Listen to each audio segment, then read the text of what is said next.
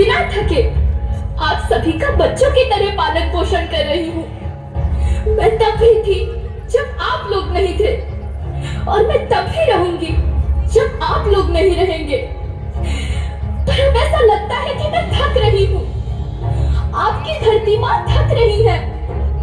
रसायनों का छिड़काव, रासायनिक खाद और इन सब के कारण पानी एवं हवा में जहरीलापन, यही कारण है कि मैं थक रही हूँ। क्या आप जानते हैं कि इन रसायनों के जहरीलेपन से मेरी मिट्टी वैसे ही जलती है जैसे आपके शरीर पर कोई तेजाब डाल दे। लगता है मेरे बच्चों को मेरे दुख का अंदाजा नहीं है। मेरी मिट्टी बंजर हो रही है। ये रसायन मेरी मिट्टी के उपजाऊपन को खत्म कर रहे हैं और उससे पाए जाने वाला नमक मेरे शरीर पर मिर्च की तरह जल रहा है। मेरी फसलों की पैदावार कम हो रही है। मैं धीरे धीरे और थक रही हूँ।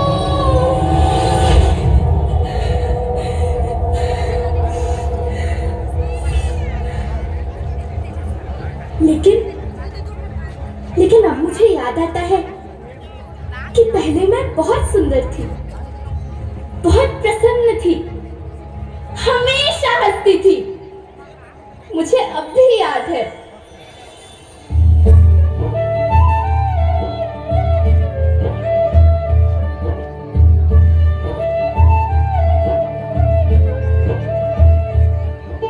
मैं तुम्हारी माँ सुंदर क्यों ना होती, मुझे तो सुंदर होना ही था, क्योंकि बीते जमाने में आप मेरे बच्चे ही तो अपनी माँ के रखवाले थे।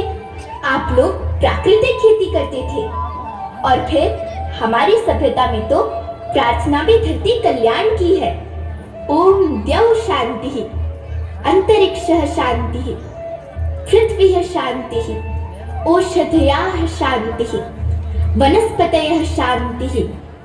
ओम शांति शांति शांति।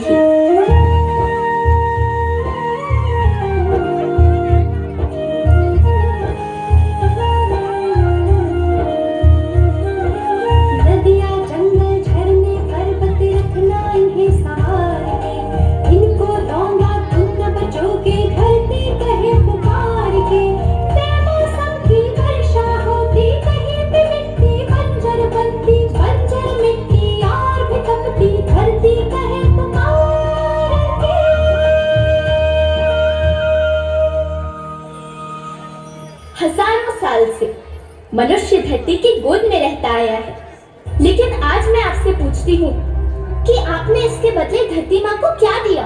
ये जहरीले रसायन, अप्राकृतिक खाद जो मिट्टी को बंजर कर रहे हैं, उर्वरकता को बर्बाद कर रहे हैं। आप अच्छी पैदावार के लालच में जो रासायनिक खाद अपने खेतों में डाल रहे हैं, वो अभी तो लाभ देगी, लेकिन लंबे समय में उसी रासायनिक खाद का नुकसान भी है।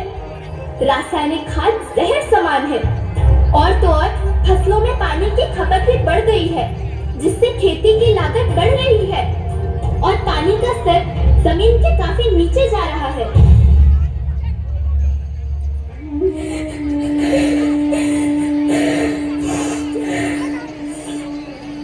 बच्चों, मैं तुम्हारी माँ हूँ। मैंने तुम्हें सुख से जीने के लिए पर्याप्त संसाधन दिए हैं, पर तुम्हारे लालच की पूर्ति के लिए नहीं दिए। ऐसा लगता है कि थोड़ी सी अधिक पैदावार और अपने लालच के लिए आप सब अपनी अगली पीढ़ी, अपने बच्चे के भविष्य के बारे में सोचना भूल गए हैं। सोचो, क्या तुम अपने बच्चों को ऐसे खेत देना चाहते हो जो बंजर हो?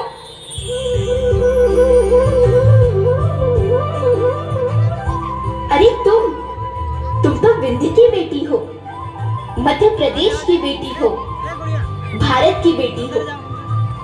आओ, तुम ही मेरे बच्चों को कुछ बताओ। धरती माँ, हम तो अपने बिंद के समय जनता केवल इतने कहे चाहे थे कि प्राकृतिक खेती या समय की मांग बन चुकी है। प्राकृतिक खेती या उद्देश्य के साथ होत है कि जौने जमीन और हमरे मिट्टी की उर्वरकता बनी रहा। हम सबका प्रकृति के साथ मित्र जैसे व्यवहार करे चाहिए।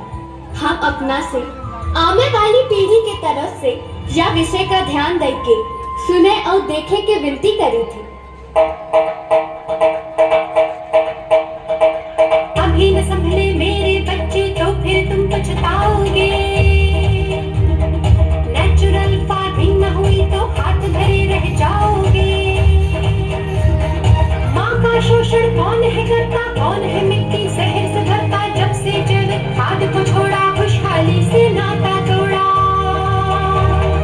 अभी न संभले मेरे बच्चे तो फिर तुम पछताओगे, तो फिर तुम पछताओगे।